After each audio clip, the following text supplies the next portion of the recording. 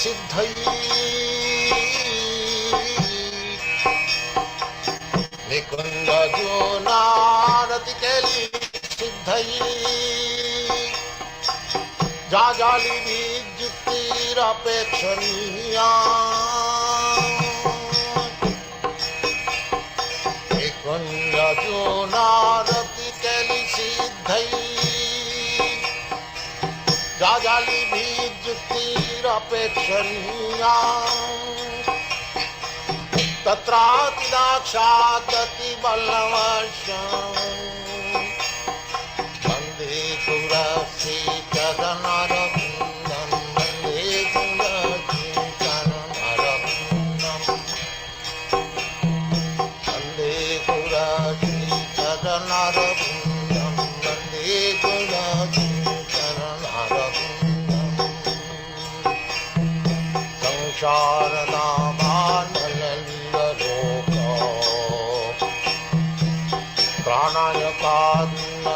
घनाघनतं भक्तचकल्लन गुणान्नभक्ष Vande गुरश्रीचरणरविन्दं Vande गुरश्रीचरणरविन्दं Vande गुरश्रीचरणरविन्दम्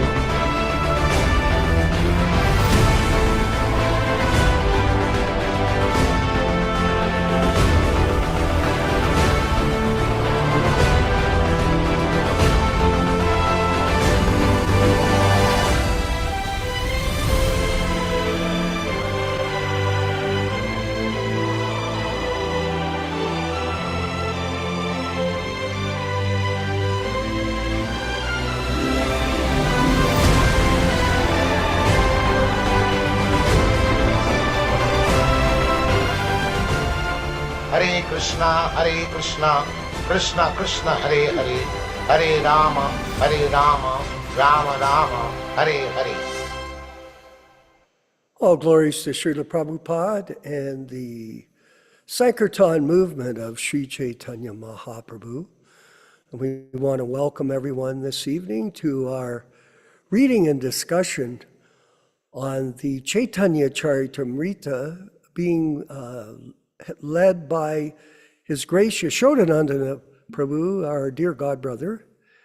And before we get started, I wanted to mention that I have a godbrother who is now beginning his journey from this body in England. His name is Kamsahanta Prabhu. Kamsahanta joined with us in Toronto after we went on a traveling Sankirtan party up north and met him and his wife. And they moved to Toronto, and he did great service for the Toronto Temple. He was expert designer and helped to do the drawings for the design of the Toronto Temple, which was a miniature reflection of Krishna Balaram, Mandir, the front face. So we put it inside the large church that we purchased for Srila Prabhupada back in 1976. So our prayers go out to him. I saw different notices. It seems that he's barely conscious, but uttering the holy name occasionally. So it brings us to the realization that we're all under this rule, the rule of birth, death, disease, and old age. It's a law, material law. and all of us face it. So the idea of these programs is to help everyone prepare in this human form of life for going back to Godhead with the correct formula of understanding Guru Tattva, not the confusion. And before we get going with our reading, I wanted to say I'm shooting today's show from Casagoloca in Mexico, near Mexico City, and it's a small town called Yautepec. And our friend from Buffalo, Gopal was his name. He lived in the Buffalo Temple back in the 70s, purchased this yoga retreat, bhakti yoga retreat, and we're celebrating our stay here with him. And that's what you're going to hear in the background is all the dogs barking because we're out in the main hall here. And we're going to go ahead with the reading. And we hope you enjoy this opportunity to work with other devotees in propagating Prabhupada's original teachings without any adulteration in his books. And I'm reading The Nectar of Devotion. This is a reprint, but it's the original copy, unedited. And it was Nityānanda Prabhu, it was very moving for me to read it because I remember back in the 70s when we got this book, it was one of few books that we actually had, which was The Nectar of Devotion. So it had a lot of information for us in this particular book that Prabhupada produced back then.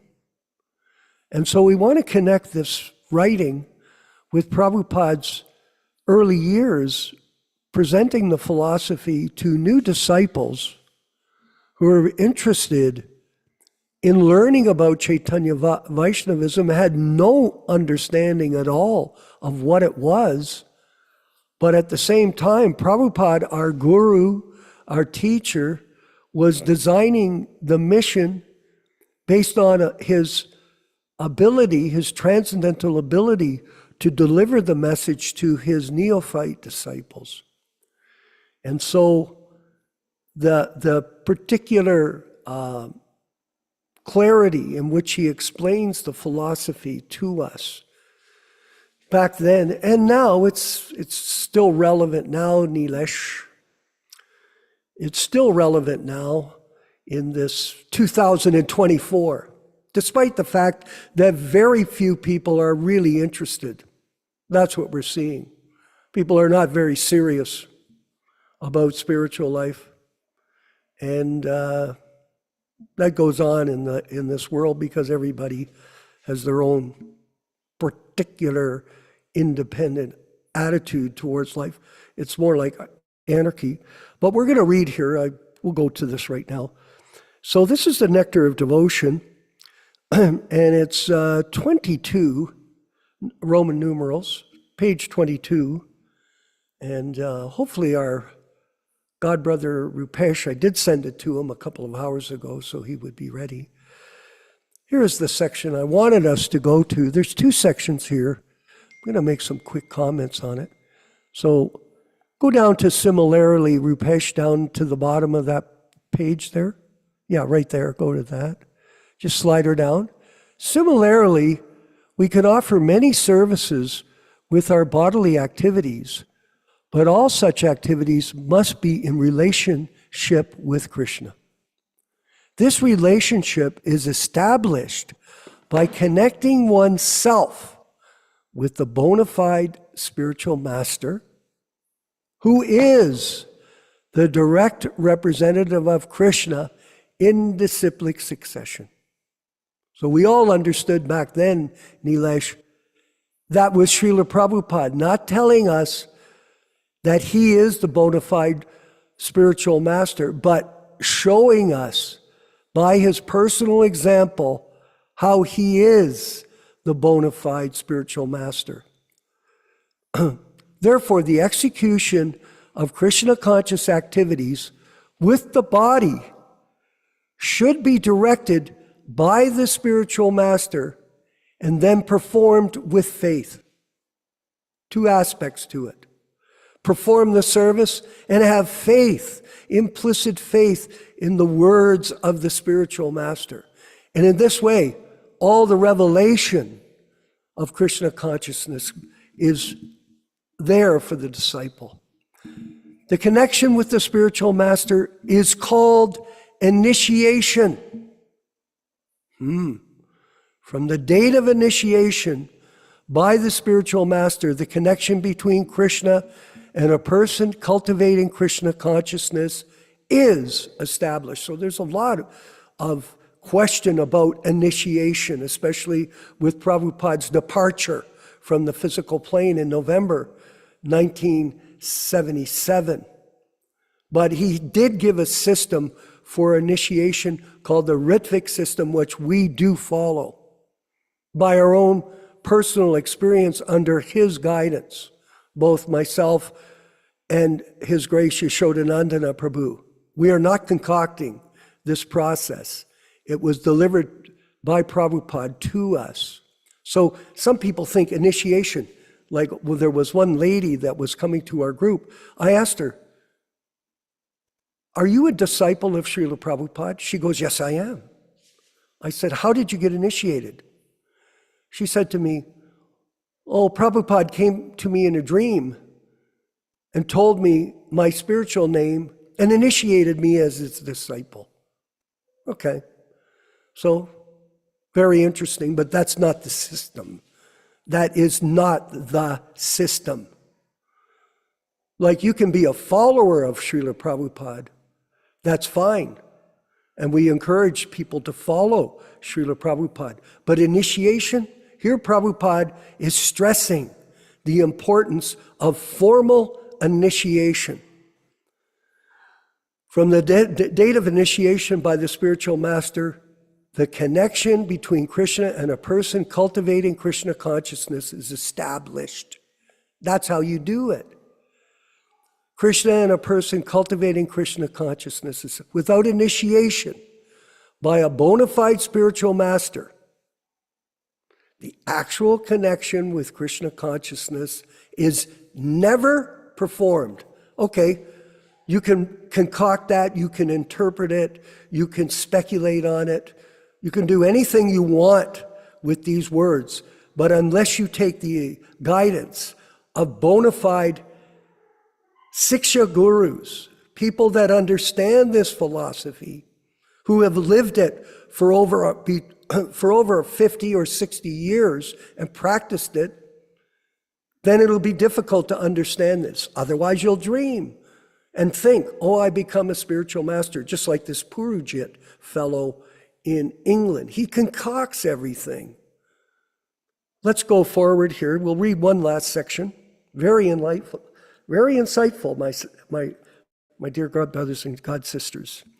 In the Chaitanya Charitamrita by Krishnadas Kaviraj Goswami, Lord Chaitanya states that it is a fortunate person who comes in contact with a bona fide spiritual master by the grace of Krishna.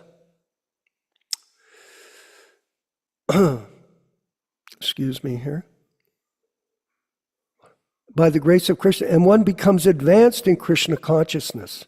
In this way, the whole jurisdiction of Krishna consciousness is directly under the spiritual energy Krishna and the spiritual master, A.C. Bhaktivedanta Swami Srila Prabhupada.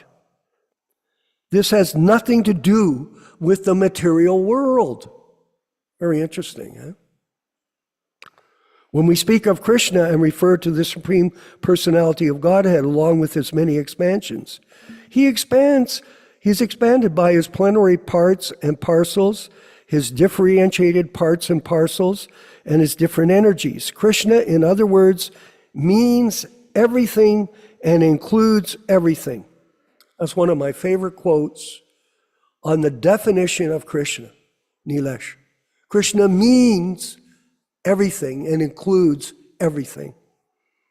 Krishna, in other words, however, generally we should understand Krishna to mean Krishna and his personal expansion. Krishna expands himself as Baladev, Shankarshan, Vasudeva, Aniruddha, Pradyumna, Rama, Nrsimha, and Braha, as well as many other incarnations and innumerable expansions. These are described in the Srimad Bhagavatam to be as numerous as the uncountable waves. So Krishna includes all such expansions as well as his pure devotees. Please. That is A.C. Bhaktivedanta Swami Prabhupada, who humbly doesn't mention himself, but is. And he lives with us in his Vani incarnation. And we are serving him eternally in that incarnation of sound under his instructions and his personal guidance, which should be carefully studied by all serious students of A.C. Bhaktivedanta Swami Prabhupada, His Divine Grace, because this is the path of liberation. This is the path back home, back to Godhead. There is no other way. There is no other way. There is no other way. All glories to Srila Prabhupada and the Sankirtan mission. Please, Prabhus, let us stay steady in our devotional service together online as we continue to build our mission to tell the truth, nothing but the truth, to the human society who is bewildered by their mass confusion in the modes of ignorance and passion. All glories to Srila Prabhupada. Let's move forward with the chanting of Jaya Radha Madhava Kunja Bihari by Srila Prabhupada, and then we'll have our class with His Grace, Yashodanandana Prabhu in Twain Harte, California. Haribol.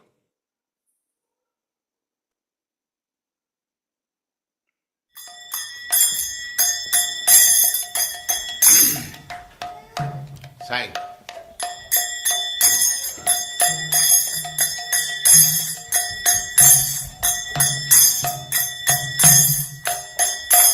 Jaya Radha Madhava Kunja Bihari.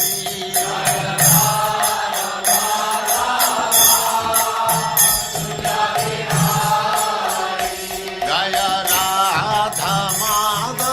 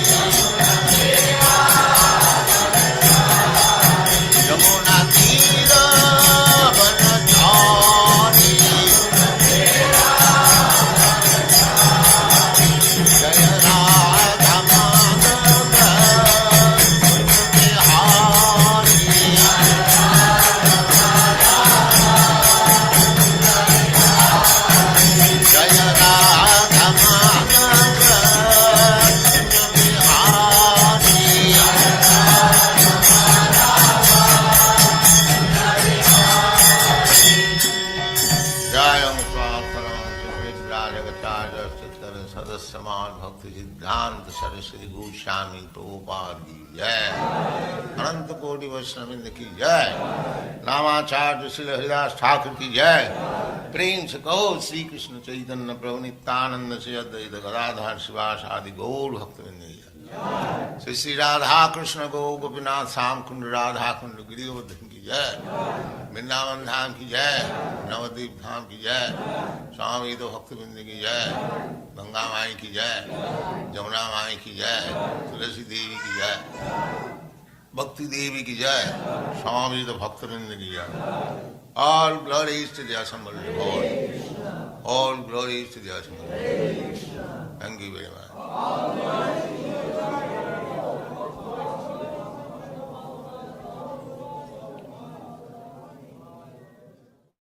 Om Namo Bhagavate Vasudevaya. Om Namo Bhagavate Vasudevaya. Om Namo Bhagavate Vasudevaya. O my Lord, Sri Krishna, the son of Vasudeva, the all-pervading personality of Godhead, I do offer my respectful obeisances unto you.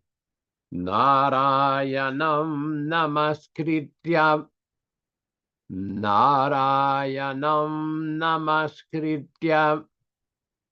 Naram cheva narottamam. Naram cheva narottamam.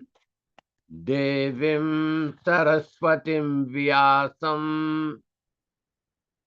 Devim Saraswatim Vyasam Tato Jayam Mudirayat. Tato Jayam Mudirayat.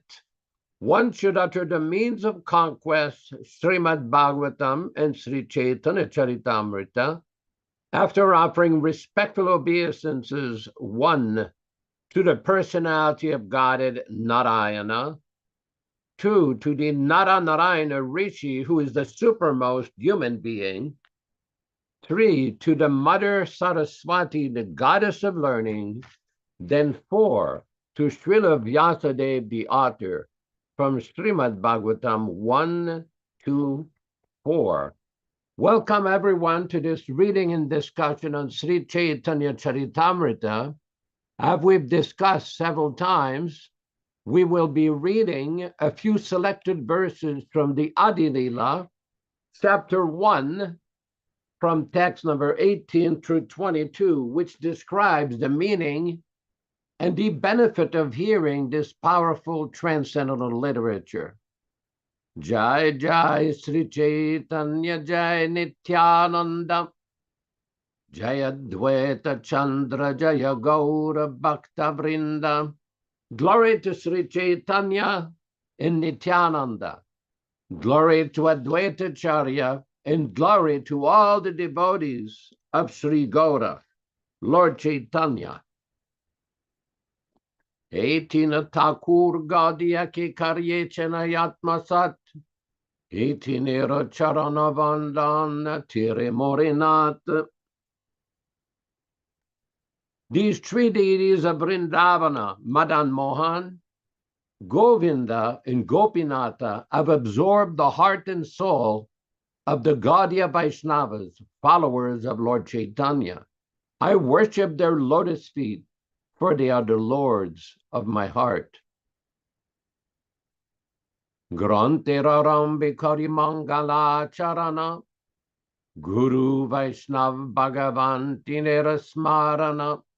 In the beginning of this narration, simply by remembering the spiritual master, the devotees of the Lord, and the personality of Godhead, I have invoked their benedictions. Tinera Smaraniai Vignavinashana, Anayaseai Nijavanchita Purana. Such remembrance destroys all difficulties and very easily enables one to fulfill his own desire. Grante semangala charanoi trivida prakar vastu nirdesha shiravada namaskara. The invocation involved three processes: defining the objective, offering benedictions, and offering obeisances. As we have discussed before, we will proceed with our reading of this very auspicious section of Sri Chaitanya Charitamrita, all synonyms, translations, and purport by His Divine Grace, A.C. Bhaktivedanta Swami Prabhupada, founder Acharya of the International Society for Krishna Consciousness, also known as the Krishna Consciousness Movement. We are reading from Adi Lila, chapter 5, text 37. Taiche paravyomanana chakti vilas, nirvishesha jyotirbimba bahiri prakash. Taiche, in that way, paravyome, in the spiritual sky, nana, varieties, chit shakti vilasa, pastimes of spiritual energy, nirvishesha, impersonal, jyotihi, of the effulgence, bimba, reflection, bahire, externally, prakasha, manifested. Translation by Srila Prabhupada. Thus, in the spiritual sky, there are varieties of pastimes within the spiritual energy. Outside the Vaikuntha planets appears the impersonal reflection of light. Text 38. Nirvishesha Brahmase Keval Jyotirmaya Sayujera Adhikari Tanrapaya Laya. Nirvishesha Brahma, the impersonal Brahman effulgence. Say that, Kevala, only. Jyoti Maya, effulgent rays. Sayujera, the liberation called Sayujya, oneness with the Supreme. Adhikari, one who is fit for. Tanha, there, in the impersonal Brahman effulgence. Paya, gets. Laya, merging. Translation. That impersonal Brahman effulgence consists only of the effulgent rays of the Lord. Those fit for Sayujya liberation merge into that effulgence. Text 39. Siddhalokastu tamasaha pariyatra vasantihi siddha brahma sukhe magna detyascharina hataha. Siddhalokaha, the Siddhaloka, or impersonal Brahman. Two, but, tamasaha, of darkness, pare, beyond the jurisdiction, yatra, where, vasanti, reside, he, certainly, siddha, the spiritually perfect, brahmasukhe, in the transcendental bliss of becoming one with the Supreme, magna, absorbed, daityaha cha, as well as the demons, harina, by the Supreme Personality of Godhead, hata, killed. Translation. Beyond the region of ignorance, the material cosmic manifestation, lies the realm of Siddhaloka. The Siddhas reside there, absorbed in the bliss of Brahman. Demons killed by the Lord also attain that realm. Purport. Tama means darkness. The material world is dark, and beyond the material world is light. In other words, after passing through the entire material atmosphere, one can come to the luminous spiritual sky, whose impersonal effulgence is known as Siddha Loka. Mayavadi philosophers who aspire to merge with the body of the Supreme Personality of Godhead, as well as demoniac persons such as Kamsa and Shishupala, who are killed by Krishna, enter that Brahman effulgence.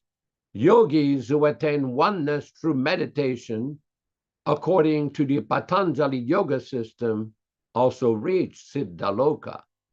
This is a verse from the Brahmanda Purana, text number 40.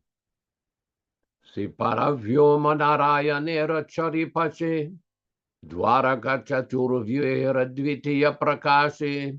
Say that paravyome, in the spiritual sky, Narayanera, of Lord Narayana, Charipashe, on four sides, Dwaraka, Chaturvyuhera, of the quadruple expansions, Dvitiya, the second, Prakashe, manifestation, translation. In that spiritual sky on the four sides of Narayana are the second expansions of the quadruple expansions of Dwaraka. Purport by Srila Prabhupada. Within the spiritual sky is a second manifestation of the quadruple forms of Dwaraka from the abode of Krishna. Among these forms, which are all spiritual and immune to the material modes, Sri Baladeva is represented as Mahasankarshana. The actions in the spiritual sky are manifested by the internal potency in pure spiritual existence.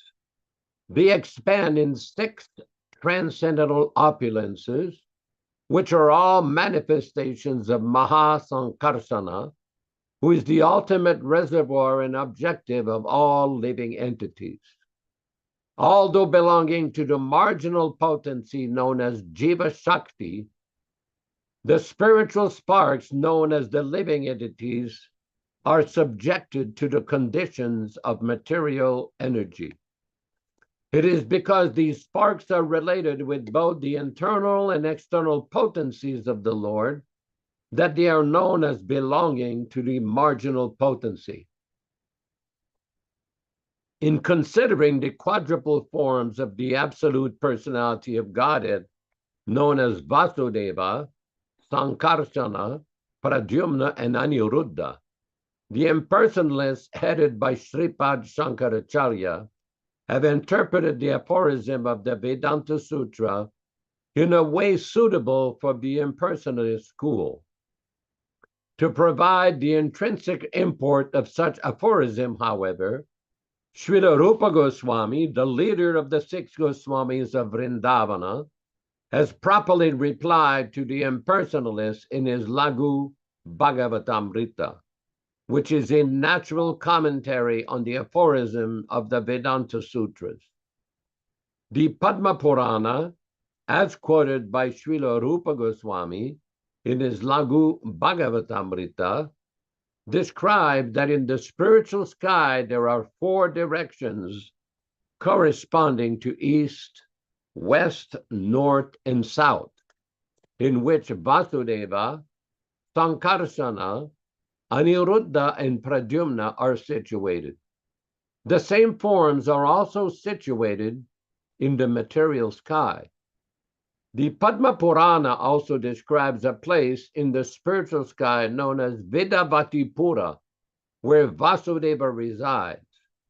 In the Vishnu Loka, which is above Satya Loka, Sankarshana resides. Mahasankarshana is another name of Sankarsana. Pradyumna lives in Dwaraka Pura. In Aniruddha lies on the eternal bed of Shesha, generally known as Ananta Shaya, in the island called Shvetadvipa, in the ocean of milk.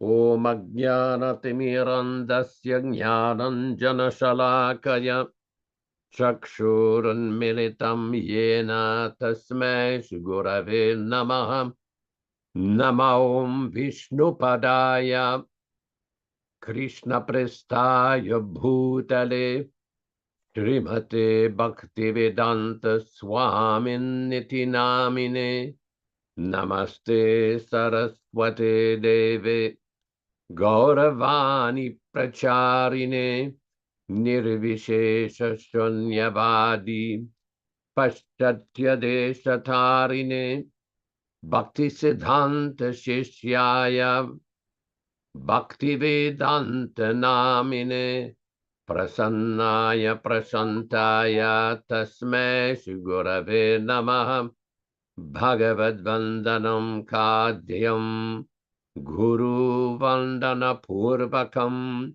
Kshiram Sharkara Yuktam Kadate Visheshatah Adadana Strinam Danter Idam Yachi Punah Punah Srimad Rupa Padam Bhoja Dhulisyam Janma Janmani Amsho Bhagavatosmyaham Sadadaso Asmi Sarvata Tat Kripa Pikshako Nityam Tat Prishta Satkaromi Svam Sri Krishna Chaitanya Prabhu Nityānanda Sri Advaita Gadadhara Sri Vasadi Gaura Bhakta Vrinda Hare Krishna Krishna Krishna Hare Hare Hare Rama Rama Rama Hare Hare.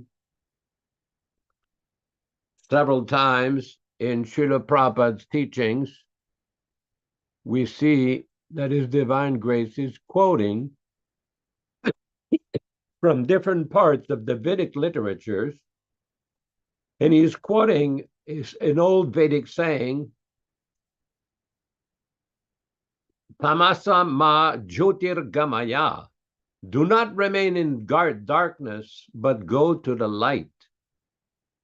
Interestingly, when we study Bhagavad Gita very carefully, we see that Lord Krishna himself is trying to entice the living entities to come back to their original spiritual position. Yad gatva nanivartante tadama paramam mama. Krishna promises that once you go back to that abode, you don't come back and suffer here. You don't come back here. Just the other day, I had a relative who had to undergo a medical procedure. And she was relating that people in the hospital, so many people are complaining. I'm suffering from this disease, that disease. I'm suffering from this condition, that condition. I'm afraid to die. I'm afraid of this. I had this medical problem, that medical problem. And the lamentation goes on and on. Why? Because people have a material body which by nature brings suffering. That is the nature of the material body. But under the influence of Maya, illusion, people think they're very happy. They think that this body is their possession, that this family, this wife, husband, children, parents, grandparents, uncles, aunts, everybody, that society, this is so important. No, we're not trying to minimize or decry these natural relationships, but these are very temporary. In the Srimad Bhagavatam, in the 7th canto, these impermanent relationships are compared to little pieces of straw in the ocean that comes together, and again they are separated. never to come back again. That is the same condition that we have in the material world. We have these temporary, transient relationships, and everybody is thinking that this is so important. It's important just for some time, for a limited time. But why do you suffer? Why are you subjected to so much suffering? Just recently in Florida, so I'll take our good friend Nityānanda Prabhu knows this, there was some hurricane. So the hurricane passed through certain areas of Florida, it went to North Carolina, and it caused so much havoc. So the question comes for those people who do not accept the authority of God, the authority of Krishna, why don't you stop the hurricane? Stop the hurricane. If there is no God, according to these atheistic persons, why don't you stop the suffering? In California, there's a lot of different earthquakes. As a matter of fact, you can go to a website on the internet called the USGS. This is the United States Geological Service, where you can actually see, they measure the hurricane as they, not the hurricane, but the earthquakes exactly as they happen, with the location, the size on the Richter scale. So for those who say there is no God, well, why don't you stop the earthquake? Stop the hurricane.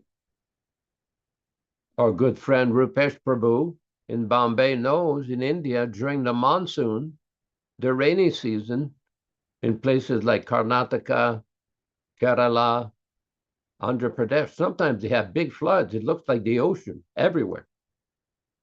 Several years ago, there was a big, massive flood. And there was a sacred place in Andhra Pradesh called Mantralaya. This is a place that Lord Ramachandra, when he was on his way to kill Ravana in Sri Lanka, he stopped there for some time. And the followers of Madhvacharya have a very nice mata or there, a very nice temple. So there was a big, big flood there several years back, and nobody could even see anything. It was just water everywhere. So for those who are atheists, why don't you stop the flood? The fact of the matter is, no one can counteract these miseries of material existence, regardless of how advanced they are in knowledge, how much wealth they have, how beautiful they may be, how intelligent they may be, because that is the condition of living in the material world. Dukkhalayam asasvatam. Dukkha means miseries. So one has to develop the intelligence to perceive the danger of accepting these miseries. In the Bhagavad Gita, Lord Krishna defines intelligence, Janma mrityu jara vyadi dukkha dosha anudarsanam. Dukkha dosha means the fault of accepting these miseries. Anudarsanam means intelligent discrimination. That an intelligent person will see the danger of accepting these conditions. So therefore, the intelligent person will ask, well, how do I get out of these conditions?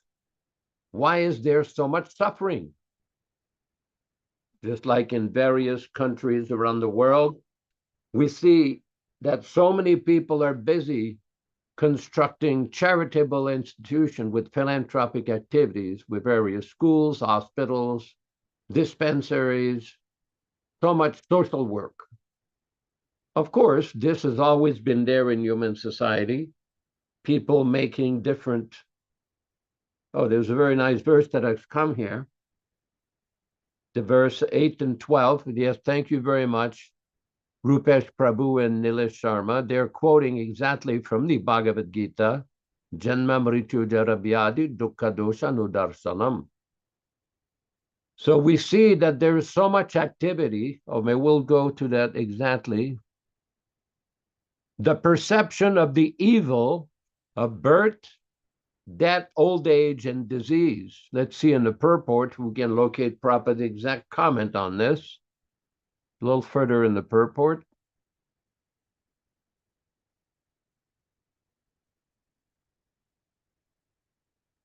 Let's see if we can find this.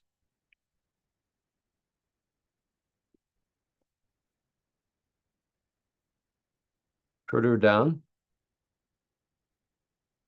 This is a very important point that Srila Prabhupada so many times was preaching about. As a matter of fact, there was a very nice lecture where Prabhupada is speaking very loudly. Why do you accept the miseries of birth? Why do you accept the miseries of old age? Why do you accept the miseries of death and disease? No one wants these conditions. No one wants this suffering, but yet it is imposed upon us by material nature. It is forced upon us. Prabhupada explains, one should try to understand the distress of accepting birth, death, old age, and disease. These are descriptions in various Vedic literatures of, there are descriptions in various Vedic literatures of birth. In the Srimad Bhagavatam, the world of the unborn, the child stay in the womb of the mother, its suffering, etc., are all very graphically described.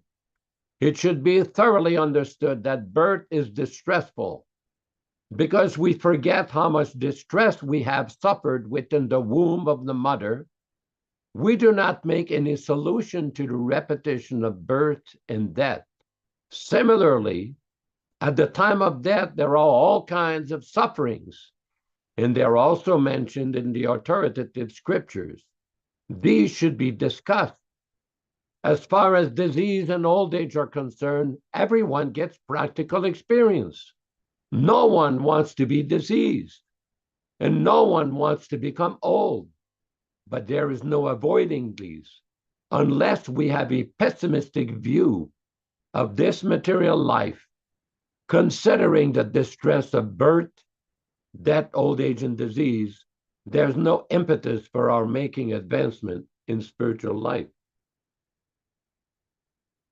The question comes up, how to solve this problem?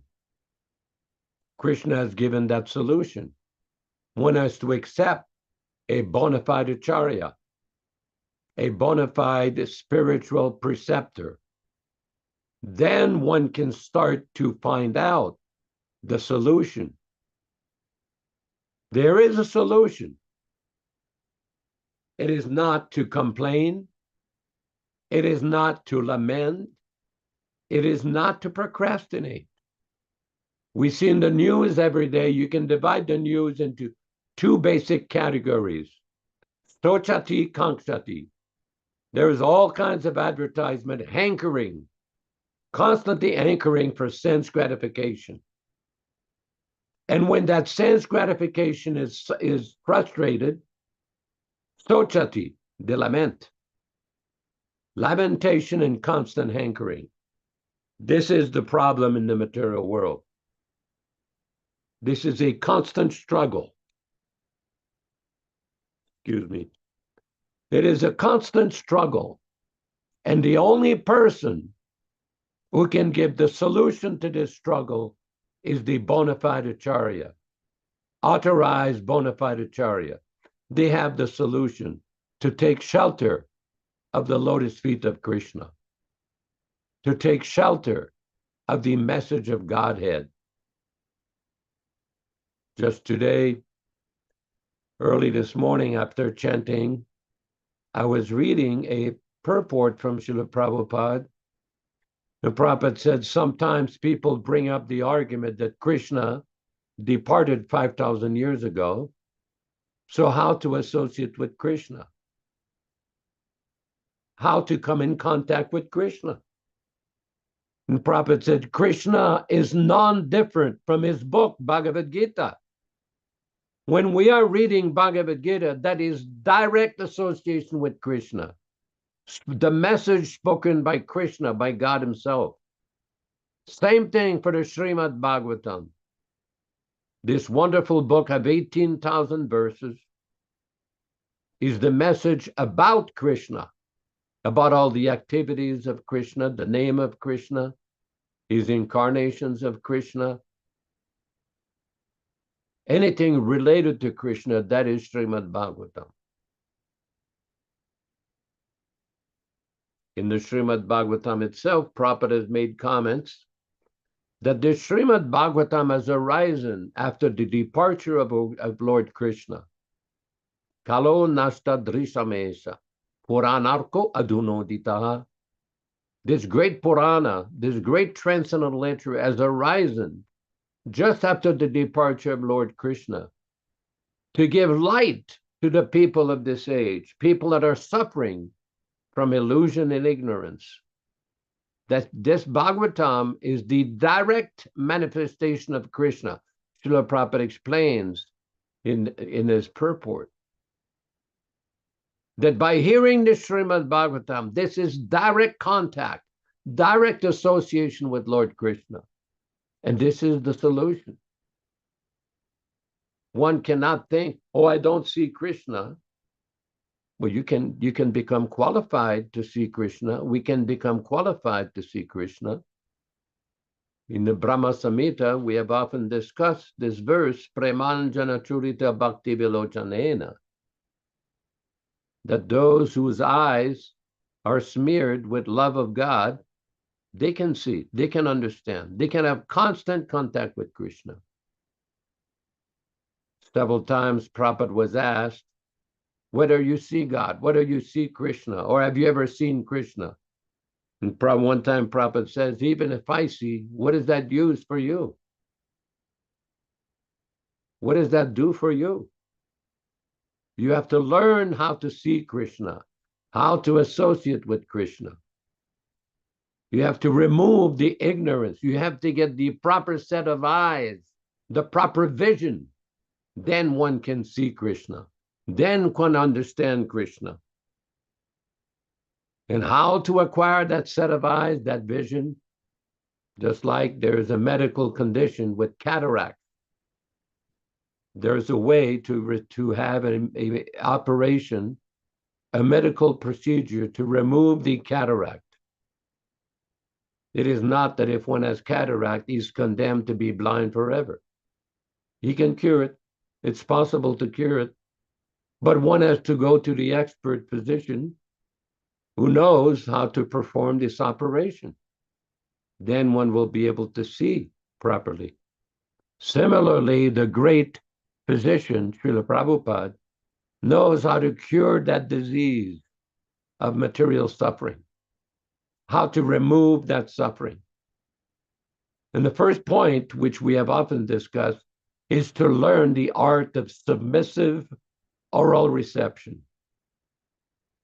In the Srimad Bhagavatam itself, Prabhupada said one should associate with a sadhu by hearing, not by seeing. One may see so many sadhus, so many saintly persons or people in the garb of saintly persons, but one has to develop the art of hearing, proper hearing. That is the important point. Then one will be able to see. We repeat during these various invocations, Om Ajnana Timirandasya, Timira Andasya, the darkness of ignorance. We said that we were stuck, we were absorbed, Ajnana Timirandasya, ignorance, the darkness of ignorance. Jnana Anjana Shalakaya. Anjana is this ointment that ladies put on their eyes, trying to make their eyes beautiful. Anjana. Jnana Anjana, the knowledge, the ointment of transcendental knowledge. So look, this is very nice here. Can you increase the size of the text a little bit? The present city of Delhi was formerly known as Hastinapur because it was first established by King Hasti. Goswami Shukadeva, after leaving his paternal home, was roaming like a madman, and therefore it was very difficult for the citizens to recognize him in his exalted position. A sage is not therefore recognized by sight, but by hearing. One should approach a sadhu or great sage not to see, but to hear him.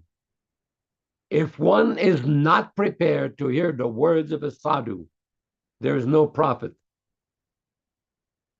Shukadev Goswami was a sadhu who could speak on the transcendental activities of the Lord.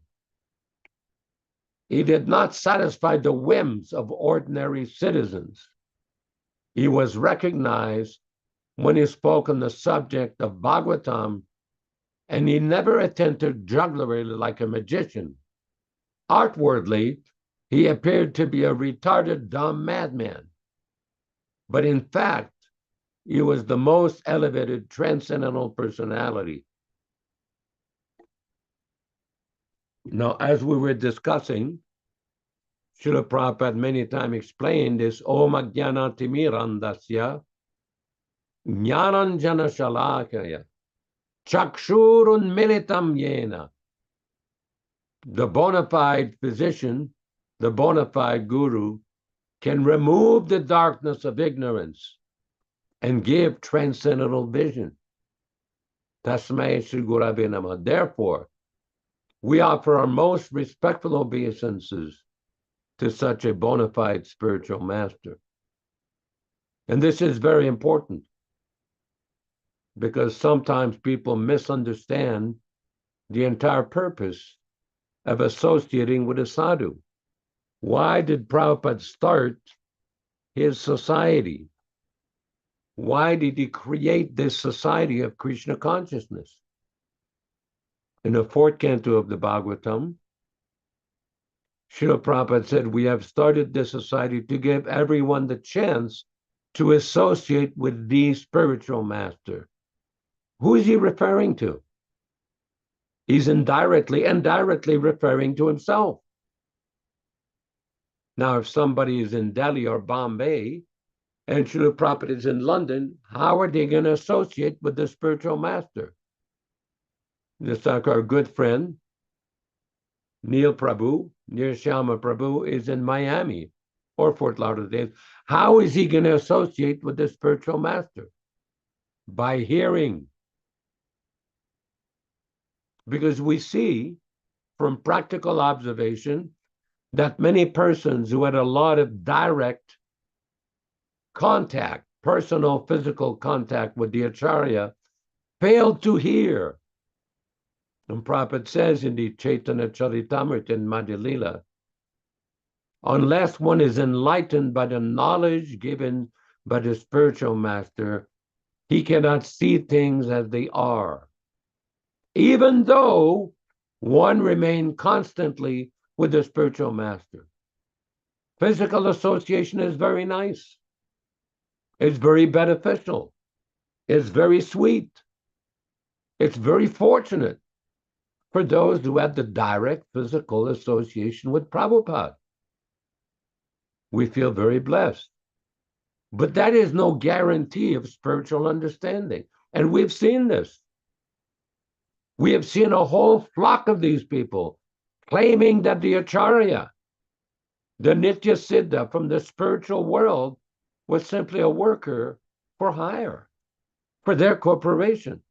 The height of madness, the height of illusion, even though these persons had constant association, constant physical association with Prabhupada, yet they failed to properly hear.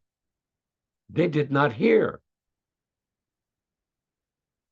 I often keep referring the difference between the Rupanuga Sampradaya, or the bona fide followers of Rupa Goswami, and those who belong to the Rupi Anuga Sampradaya.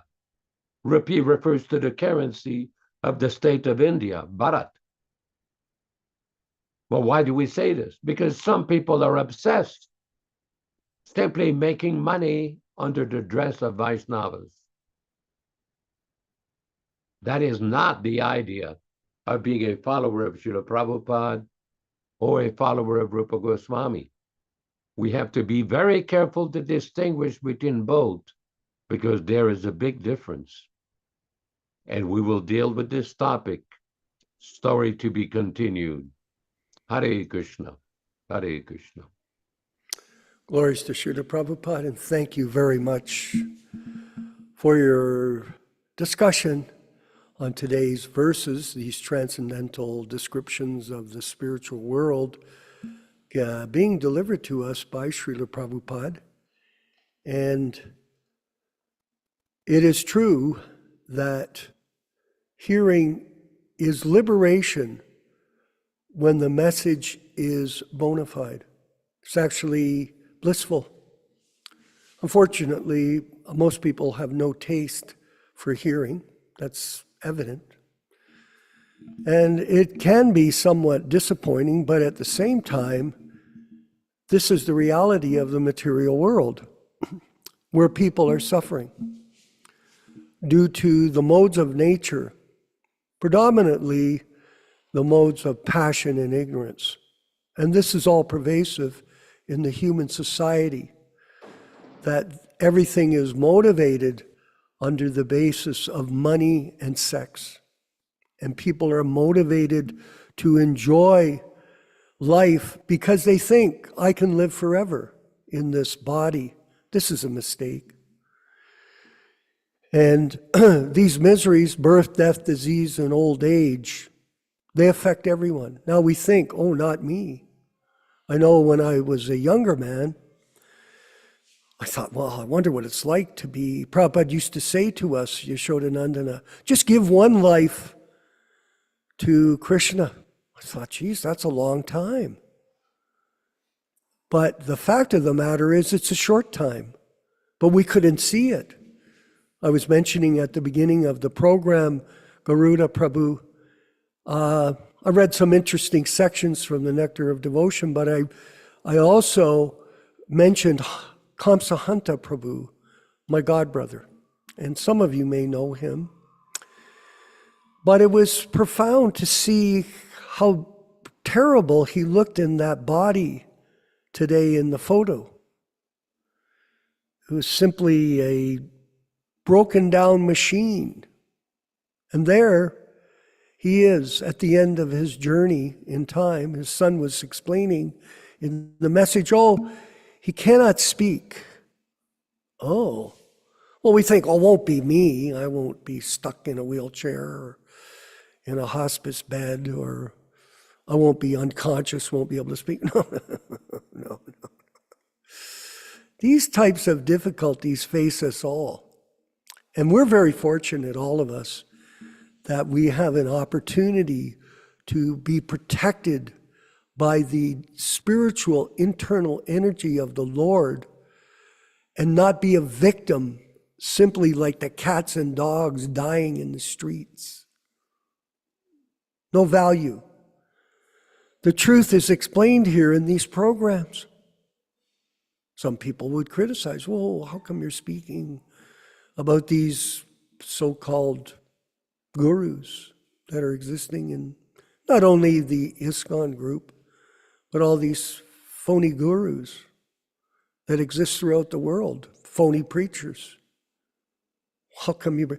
Because it's imperative that the truth be spoken, that this is the highest welfare work that exists, especially when you realize what your real fate is. You can think, oh, well, I'm walking around, I'm driving my car, I'm enjoying my lunch or my dinner. But the fact of the matter is, Rupesh, Nilesh, Prabhu, that when you're in the hospital, that all stops, as you know. You sit there and you go, I can't get up, I can't walk down the stairs, I can't get into my Mercedes-Benz, I can't do anything. Over. It's over. That journey of mobility has stopped. But if you are a devotee of Krishna, even in difficulty, you can still hear. The hearing is the highest sense of with the greatest capacity. Yes, to hear and understand and learn. We all know that. I mean, we have two professionals with our group, Nilesh Prabhu and Garuda Prabhu, everything you do is based on sound. That's all it is. You're not going and picking up things, lifting cement blocks and going building buildings. You're speaking and people are listening, and you're listening and people are speaking. So politicians these days, they claim, it was so fascinating, Prabhu's from America, to watch this spectacle.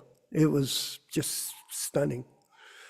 Very interesting. Politicians claim to solve all the problems of life. But this is not true as well. It is not true. It's a lie. Sure, some people are better than others. Some people can solve problems like wars, for example. Hopefully, the new president of the United States will be able to accomplish this by Krishna's grace. That's very important. And maybe he'll stop all of this wokeism. Let's see. Maybe he'll give extra money from the so-called organization of taxes so that people will have more money. They'll be happy. Oh yeah, but will you die? Yes, you will. Will the money save you? I don't care if you have millions of dollars. That will not save you from birth, death, disease, old age, from the miseries caused by others. I have a friend, actually he was a partner of mine. He's worth, these days, $200 million. He worked with me. I taught him in the beginning of my career after I left the temple how to do real estate. He carried on, he did very well. He's worth a fortune. But is he happy? No. Does he have a good marriage? No. Does he have complications with his children? Yes. So is it a solution that you get money? That all your problems are solved? They're not solved. The only way to solve the problem is to get the opportunity to learn about material life by the mercy of a bona fide spiritual master. And that's why, Garuda Prabhu, you joined the mission back in the 70s. Not in 2024, you joined them because you heard things that you could never get anywhere else except from Srila Prabhupada. Period. You didn't have to be a scholar. You just had to be submissive and listen and then do something about it. And this is how Krishna consciousness was spread by people that were sincere and could see the difficulty they were in. This is a very deluded modern day society and their leaders. These people are their followers are also very bewildered. Unless we have a pessimistic view, Prabhupada said today, and thank you for bringing the verse up and the purport. It's something I've always remembered reading. Unless we have a pessimistic view of material life, there is no impetus to get out of this material existence. So someone could say, well, why do you say this body is a bag of blood, pus, stool, and urine, Vishva? People used to mock me back in the day, Garuda, when I was a brahmachari. Yeah, we're nothing but a bag of pus, stool, and urine. Well, that's quite negative. Well, it's true. It is very negative. Nobody likes to think that, but it's a fact. I always remember, Nilesh, the story of Liquid Beauty, where the woman gathered all of her items from her body and showed her lover, oh, this is what I am. Oh my God, it's terrible. Well, it is. Prabhupada told us the material body is a bad bargain for the spirit soul. And look at how ugly we actually become as we get older and older. It's actually stunning. Embarrassing, really. But still, there is hope for us because we have a transcendental message, a transcendental mission, a transcendental opportunity to get out of this repeated cycle of birth and death by serving Srila Prabhupada and his mission and promoting his teachings which is the greatest welfare work. And we're doing that. As you know, Nilesh, we're going ahead. I know people have been asking us about the publication of the Srimad Bhagavatam. So many obstacles. Inconceivable. I'm not going over it with you. I don't want to bore you with it. It's our job. Of course, everyone has problems, but the fact of the matter is, this is a great service. And if we can carry on Garuda and continue to publish books, even on a small level, and distribute them, this will please Srila Prabhupada very much. And in this way, we will get the mercy of Krishna in our life. Be absorbed in your service. Total sound pollution is the biggest problem for the human being. Sound pollution. How bad is it? Well, Nilesh, do you like listening to CNN? Can you stand them? Can you stand these people on these NBC? It's actually revolting. These women, they're dressed up. They've got, and it's interesting to note, sorry for bringing this up, but these are things we're seeing.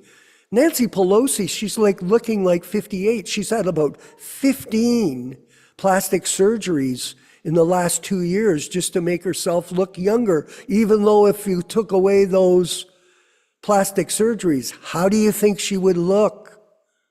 Kellyanne Conway, totally her face changed. All these women spending millions of dollars on plastic surgery because they dread the fact of getting old. They're insane. This whole society, Garuda, has gone mad. At least there's a better opportunity in a short period that things will become more positive. Okay, fair enough. But it's still not the solution. So some things, same thing, I wanted to mention that Yashoda was reading about Prabhupada's present in these books. Krishna is present in these books. And I'm reading the Nectar of Devotion, Garuda. I had to move on. I was trying to, now that I finished the Gita, I was feeling really, what am I going to read next? And I've been enjoying this particular book in an amazing way. It's hard to explain. It's really taking me back in time. When we got those books, I mentioned it earlier, in the 70s, and we read them, and it's just bringing back so many wonderful transcendental realizations of Prabhupada's mercy on us to give us this opportunity to practice devotional service according to the teachings of Rupa Goswami. How great is that, Nilesh? Nothing better.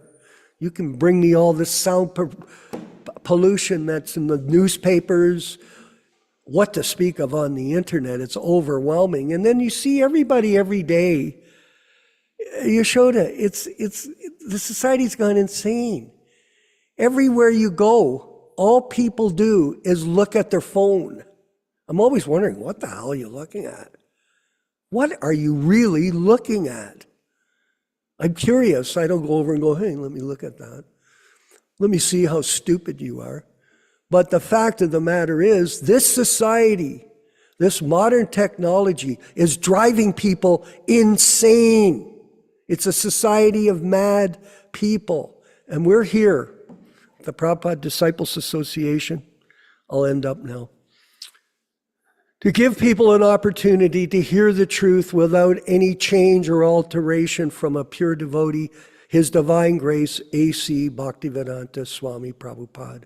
And I want to thank all of you for coming and attending this program with us and supporting our effort to promote this message of truth to the world. This is a global responsibility that we all have together. Hare Krishna. Yashodanandana Prabhu, please. Very important point that you've raised. I want to discuss a video that I saw with one of Prabhupada's first disciples, Brahmananda Swami. What happens that he was reading Bhagavad Gita in Vrindavan, and he was explaining that this Bhagavad Gita chapter 4, text 7, indirectly predicts the appearance of Srila Bhaktisiddhanta Saraswati Thakur and Srila Prabhupada. And the way they explain it is on the basis of the purport. The text itself says, Yada yada hi dharmasya dlanir bhavati bharata abhyuttanam adharmasya tadatmanam srijamyaham. Whenever and wherever there is a decline in religious practice, O descendant of Bharata, and a predominant rise of a religion, at that time I descend myself. Now, when we look at the purport, the next to last paragraph, it is explained, therefore each and every avatar or incarnation of the Lord has a particular mission, and they're all described in the revealed scriptures. No one should be accepted as an avatar unless he's referred to by scriptures. It is not a fact that the Lord appears only on Indian soil. He can advent himself anywhere and everywhere, and whenever he desires to appear. In each and every incarnation, he speaks as much about religion as can be understood by the particular people under their particular circumstances. But the mission is the same, to lead people to God consciousness and obedience to the principles of religion. Sometimes he descends personally, and sometimes he sends his bona fide representative in the form of his son or servant or himself in some disguised form. Now, this is very important because the social circumstances at the time of the appearance of Bhaktisiddhanta Saraswati Thakur, there was disturbances in India at that time. India was governed by the British Empire. During the time of Srila Prabhupada's appearance, when he came to America, there was a lot of confusion with the Vietnam War and so many different social changes. And Brahmananda's point is that at that time, Krishna decided to send these great, powerful personalities to revive God consciousness or Krishna consciousness. Very important, valuable point. Hare Krishna, Hare Krishna. Yes, very interesting. Garuda Prabhu, I know you're coming to our programs and really being a part of this discussion and explanation of truth without compromise. We are not interested in compromise. Garuda Prabhu, please, if you could comment. Flick the switch, click the button. Maybe you have to be unmuted. I think Rupesh, could you unmute host, you? the host has to unmute me. I'll announce it to Rupesh each time. Go ahead, Garuda Prabhu. You can hear me? You can hear me? Oh yeah, loud and clear. Okay, very good. Just briefly. Yes. Well, there's so many points, my gosh. You know, in my seva as a scholar, I have to read so many other scholars' works. I have to read, even in our past tradition, in different texts, right from directly from the Sanskrit and so on. But, you know, when I read anything other than Prabhupada's books, it's sort of like, you know, when you come by different bodies of water, some water seems a little murky. You might put your hands in it just to wash your hands. But there's some bodies of water that are just pure and you just dive in. Prabhupada's books are like that for me. I know they're like that for everyone here, that there is the openness and total trust in Prabhupada's books. With other books, you go in with a certain measure of caution and trepidation sometimes when you read other people's stuff. Now, in my save, I have to do that. I have to read other people's stuff, but it's not the same as reading Prabhupada's words. As both you and Yashodanandaji were saying, that Prabhupada's words are so potent that they bring in the divine world to us. But we also know that words are potent, that look how damaging and destructive words can be. The internet bullying among teenagers, for example, or young adults, caused some teenagers or young adults to commit suicide. Words are powerful. And as I think I've mentioned before, the last sutra text of the Vedanta Sutra is Anavriti Shabdat. Anavriti Shabdat. It's repeated twice in the same sutra text, very emphatic, that it is because of sound that we become liberated. Well, it's also from the cycle of birth and death, but it's also sound that can keep us bound. And this is what I heard you saying, Vishwakarmaji. The sound of the news. I don't listen to the news at all, ever. I won't allow these people to use my eardrums. And the visual diet also, I will not allow. I may read something quickly for the day to make sure there's no atomic bomb coming my way and to get the basic gist of things, so I'm not completely uninformed, but that's it. So reading it is good, is a brief summary, but hearing it is not healthy, and seeing it is not healthy. Our visual and auditory diets are so important. Just one other quick thing, is I don't want to take up too much time here. Yashodananda Ji in his reading was reading something about Patanjali, and how this is that it can be destructive reading the commentaries on Patanjali's Yoga Sutra. But Prabhupada respected and revered Patanjali himself and the Yoga Sutra itself. And I'm being guided by these words right now as I complete my bhakti, the world's first bhakti commentary on the Yoga Sutra of Patanjali. That'll be printed by Yale University Press. So I'm very excited about this because he is a bhakta. He is a theist, as Prabhupada says. But the commentators reduce him to a mundane Sankhya-esque worldview. They are reductionistic and they're disrespectful to Patanjali's actual thesis. So I'm very excited about this. And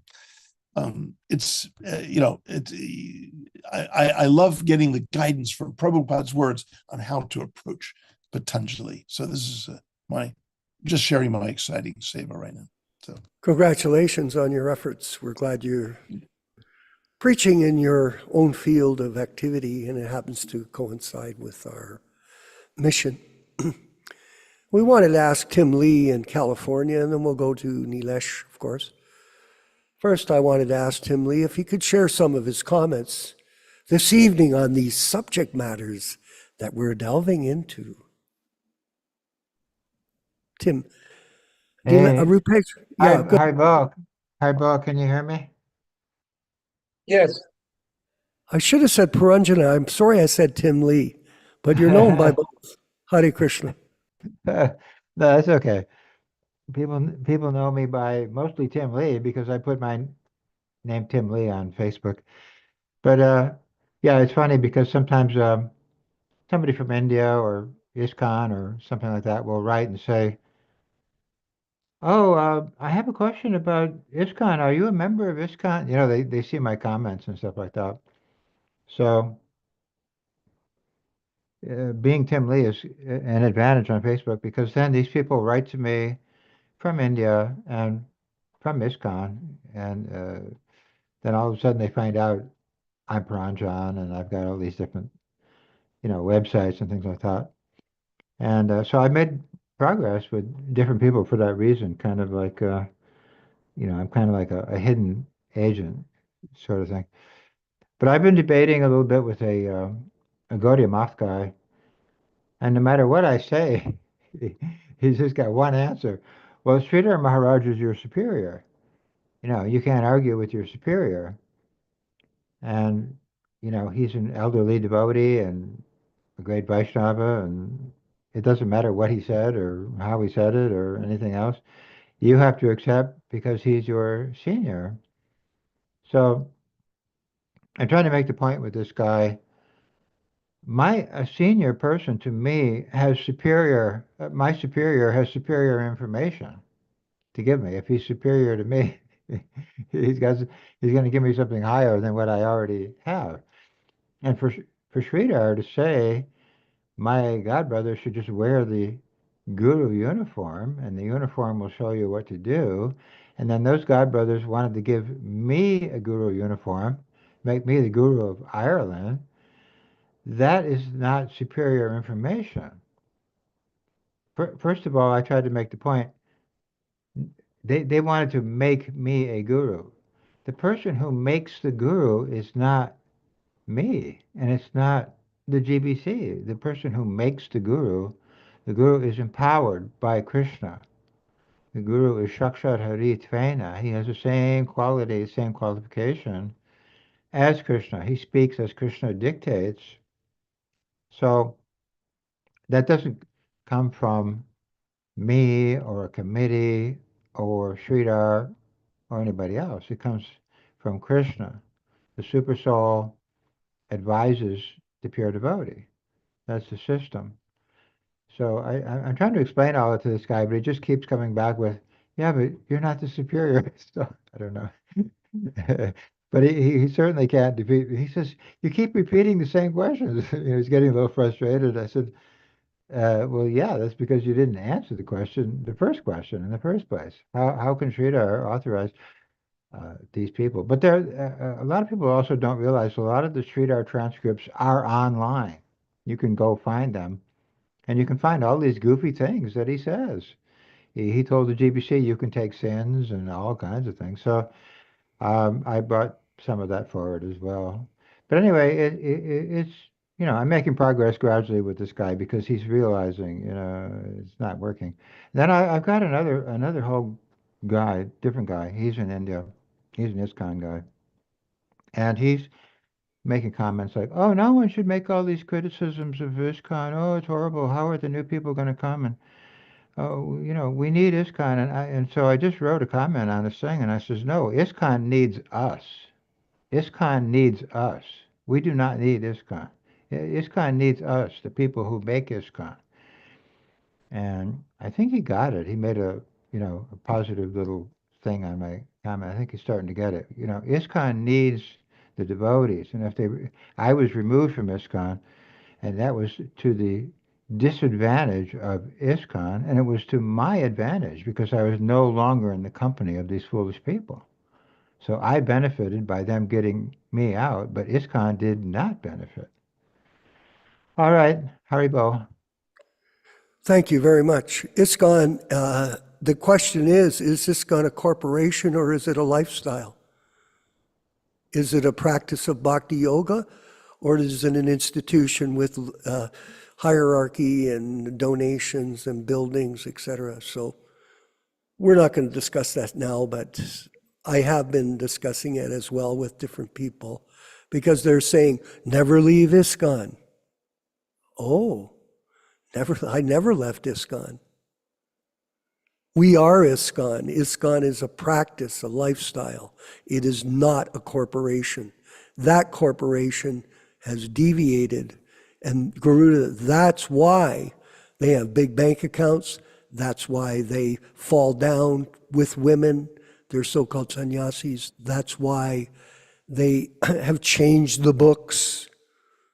There's so many things. So we've never left ISKCON. ISKCON, they left us, the so-called corporation, and we are carrying on. And Nilesh Shama, yes, my friend. Hare Krishna, Jai So Srila Prabhupada. tentatively, and Yashoda's here waiting for your questions. Don't make too many. One at a time, please. We'll try. Hare Krishna, Jai Srila Prabhupada. Jai. Very interesting class, very interesting topic. I have questions from the part which you started off with, Vishwakarma Prabhu, and then all the way down. It's interesting when you see is that you mentioned about Nancy Pelosi and her so many so-called plastic surgeries. And if you notice, if you look at it from a spiritual aspect, which we learned from Srila Prabhupada, is why do women spend so much money to look young? Now, not only women, but even men. Why do they spend so much money? Because nobody wants to get old. This concept that nobody wants to get old comes from where? Where does it stem from? Because you are the spirit soul, which is Sat Chit Ananda. You are Sat, you are eternal. Getting old is foreign to you. Death is foreign to you. Birth is foreign to you. Disease is foreign to you. So, in order for you to what you call identify yourself, that where does these thoughts come from? Because they misidentify themselves with the body, they think a younger body is a younger them, but it's not. The body is going to go through these different processes. And when this body is going to go through these different processes, no matter what you do, you're still going to get old and you're still going to die. So that was an interesting analogy, which I thought it was. But what I'd like to share over here is, a lot of people spoke about this Guru Tattva, and what I'd like to show you over here is, sorry, give me 1 second, is we sing this statement every morning for Guru Puja. Guru Mukha Padma Vakya Chitte Te Koriya Aikya. I just kind of put it into the Vani quotes and look at what Prabhupada is saying. One of the good thing over here, if you can read this, Narottam Das Thakur advises everyone to stick to the principle of carrying out the orders of the spiritual master. One should not desire anything else. If the regulative principles ordered by the spiritual master are followed rigidly, the mind will gradually be trained to desire nothing but service of Krishna. Such training is perfection of life. This is in the purport of Srimad Bhagavatam, Canto 4, and in Canto 8. I like this particular part especially. That Guru Mukha Padma Vakya Chitte Koriya Aikya, Arana Kori Ho Mane Asha. Especially for spiritual advancement, one should carry out the bona fide order of the spiritual master. By the parampara system, one can thus be endowed with the original spiritual power. Praptasya kalyana gunarnavashya. The original spiritual power coming from the Supreme Personality of Godhead. Evam parampara praptam rajarso mamvidu. You see? So this part is very, very clear, is that if we don't, especially for, especially for spiritual advancement, see this? By the parampara system, one can thus be endowed with the original spiritual power. So those of us who have what you call become self-appointed gurus, do we have this original spiritual power coming from the Supreme Personality of Godhead? And if we don't have that power, how will we endow others to connect with this spiritual power? So the idea is we need to stick to the original words of the spiritual master. And so many of us, especially in ISKCON, they gloat over their physical association with Srila Prabhupada. Well, the 11 Ritviks who were appointed, they were the closest physically to Srila Prabhupada. What happened to them? Is the physical association that important? Why did it not work on them? Why could not they follow the Guru Mukha Padma Vakya Chitte Te Koriya Aikya? You see, why others chose to follow it, even though they may not have been so physically close to Srila Prabhupada. So what is that distinction? What is that difference? I wish Yashodananda Prabhu can expound on that. And then I have one more question for him. But let us learn from Yashodananda Prabhu about the difference between the people who are physically associated, who could not follow Guru Mukha Padma Vakya, and those who could follow Guru Mukha Padma Vakya. Srila Prabhupada explained in a letter in 1970 to one of his senior disciples, as soon as there is personal motivation, it is not possible to understand our Krishna consciousness philosophy, unquote. That is the basic answer. In other words, Chaitanya Mahaprabhu has given the essence of spiritual life, of Krishna consciousness, of Gaudiya Vaishnava philosophy in his Shikshastakam. Nadanam na janam na sundarim kavitam va jagadisha kamaye. So he explaining that one should not aspire for beautiful women and money and wealth and fame or becoming a famous poet. Simply, one should aspire bhavatat bhaktiraitu kitvayi, that causeless devotion birth after birth. That is the essence of Lord Chaitanya's teaching, the essence of all of Acharya's teachings, and the essence of what Prabhupada was teaching. But for a sadhaka or a practitioner who has not yet achieved the perfection of spiritual life, one has to be very, very careful not to be misled by so many what's called in Sanskrit upashakas or weeds. The seed of devotional service is given. One gets the chance to receive the seed of devotional service from the Guru when one becomes initiated. But if one does not receive the seed or does not cultivate the seed properly, Prabhupada said, then one may receive the political bij, the social bij, or the philanthropic bij, or karma bij, or jnana bij. In other words, one has to hear submissively from the acharya and practice. One has to chant, one has to do all of the various things. Then one will be able to understand Krishna consciousness. But it happens practically from practical observation.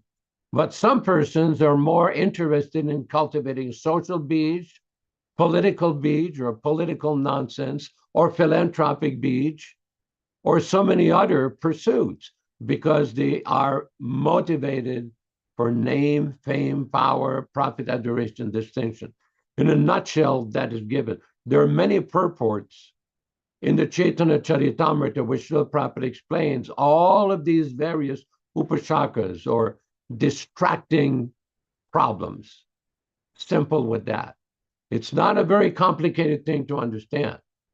Prabhupada has explained this in so many different ways in his various books, in his various lectures, in his conversation.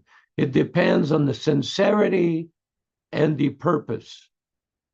And if one gets, because we see, practically speaking, when one cultivates a garden, that some weeds may resemble almost like the original plant that one is trying to cultivate. Take spinach, for example. There's different varieties of spinach, but there's a lot of different weeds that may look just like spinach, but they're not. So similarly, one has to be on guard against unauthorized practices, unauthorized ideas, unauthorized so-called philosophies. Otherwise, one will be misled. It's as simple as that. I hope that helps. Hare Krishna. Yes. And then the next part was in the beginning of the class, Vishwakarma Prabhu kind of read that without initiation by a bona fide spiritual master, the actual connection with Krishna consciousness is never performed. Then I remember Prabhupada talking to, I think, Madhu Dvisa Das Prabhu or somebody, where what happens when you go for book distribution where people do not get a chance to associate with devotees in the temple? And Prabhupada says, reading my books alone, they get initiated. So how do we compare these two notes? Well, the issue is not complicated. In order to receive the mercy of the spiritual master, first of all, one has to hear, one has to understand. It's just like, it's very similar to the argument where people say, oh, you're not an ISKCON. My first rebuttal to this, what is the con? What is the KCON? We know what the IS was for. The International Society was created for a specific purpose, to promote the principles of Krishna consciousness, KCON. Is the current organization claiming to be the IS really practicing the KCON and following Prabhupada's teachings in its pure and original form? That's a question which has to be answered before one can discuss whether one is in and out of ISKCON. What is ISKCON? I often related that story, how we went to South India in Coimbatore, Mysore, Bangalore in 1972, And when Prabhupada asked us, what do you do in the morning? What do you, Prabhupada wanted to know, what do you do? That's when we get up like 3:30, 3:45, take a cold bath, put tilak, have Mangal Artik, and then we have the Nishinga prayers, the Tulsi prayers, we chant japa, we have Bhagavatam. And we told Prabhupada, well, we don't have ISKCON centers down there. Prabhupada said, that is ISKCON. Practicing this is ISKCON. In Hawaii, when the question was raised, what are many devotees that don't live in the temple? They're not engaged in the Sankirtan. Prabhupada said it doesn't matter whether they live in the temple or not in the temple. They just have to follow the process. So initiation means to follow the process, the transcendental process given by the Acharya. One may have received an external initiation or an initiation ceremony, but unless one follows the proper process and the instruction of spiritual master, it will not give much benefit. And we've practically seen this of many persons who had a lot of personal, physical, I love that word, living association, but yet are no longer practicing properly, or are speaking so many nonsense, deviated apasiddhantas or pratisiddhantas against the conclusion of Krishna consciousness. That's why I keep referring of the difference between bona fide Rupa Anugas or followers of Rupa Goswami, as per the foremost representative of Rupa Goswami, Srila Prabhupada, and those who are practicing Rupi Anuga Sampradaya. They're simply concerned with money or name and fame. We have to learn to distinguish between both of those. Hare Krishna. I hope it helps.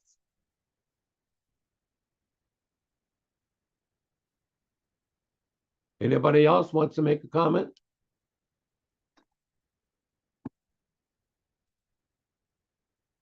Okay, we can conclude the program. Thanks everybody for participating. We can have the Kirtan, Rupesh Prabhu and Neil Shama Prabhu. Let's have the Kirtan, and then we'll offer the respectful obeisances to all the assembled Vaishnavas. Hare Krishna.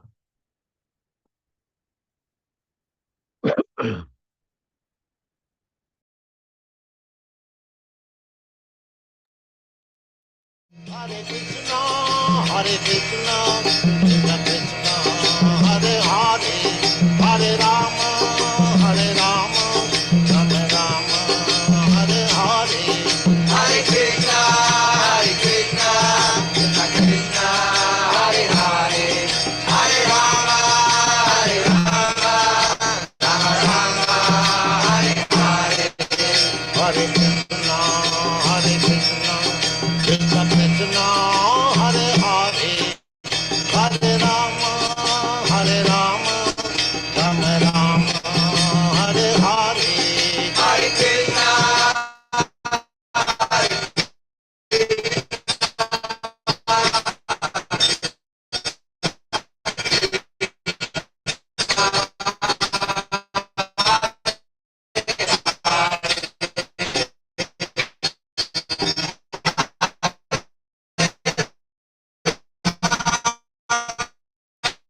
Try to fix the sound.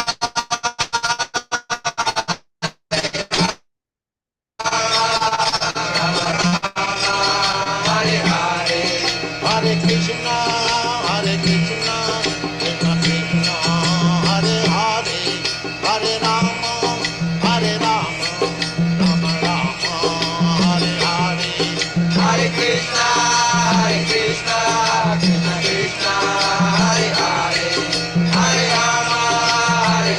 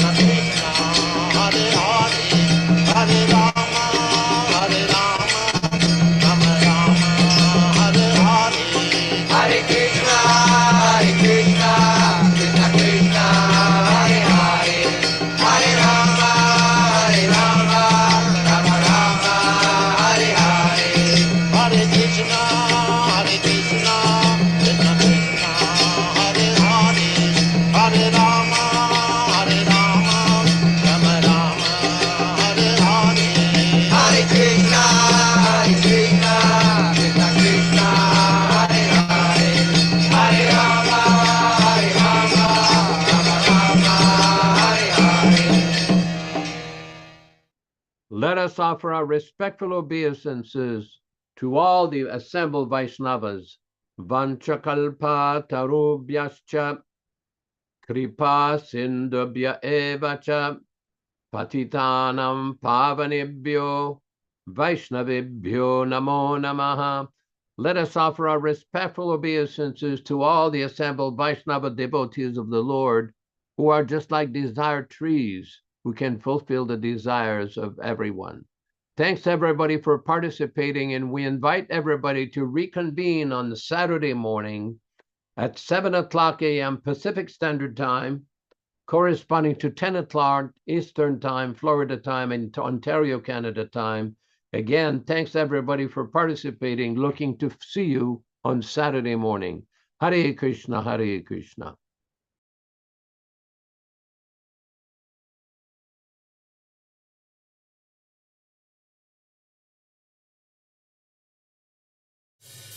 Hare Krishna, Krishna Krishna, Hare Hare, Hare Ram, Ram Ram, Hare Hare. Hare Krishna, Krishna Krishna, Hare Hare, Hare Ram, Ram Hare Hare. Hare Krishna, Krishna Krishna, Hare Hare, Hare Ram, Ram Hare Hare. Hare Krishna, Krishna Krishna, Hare Hare, Hare Ram, Ram Hare Hare. Hare Krishna, Krishna Krishna, Hare Hare, Hare Ram, Ram Hare Hare. Hare Krishna, Krishna Krishna, Hare Hare, Hare Ram, Ram Hare Hare. Hare Krishna, Krishna Krishna, Hare Hare, Hare Rama, Rama Hare Hare. Hare Krishna,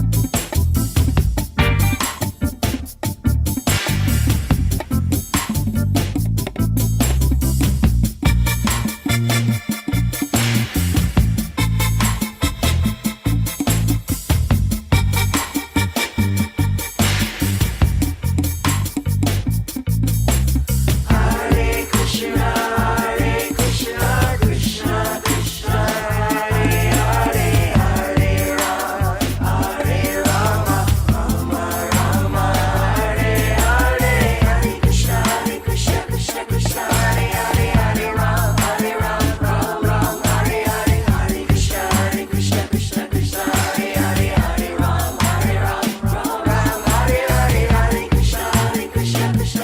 Hare Hare, Hare Ram, Ram Hare Hare.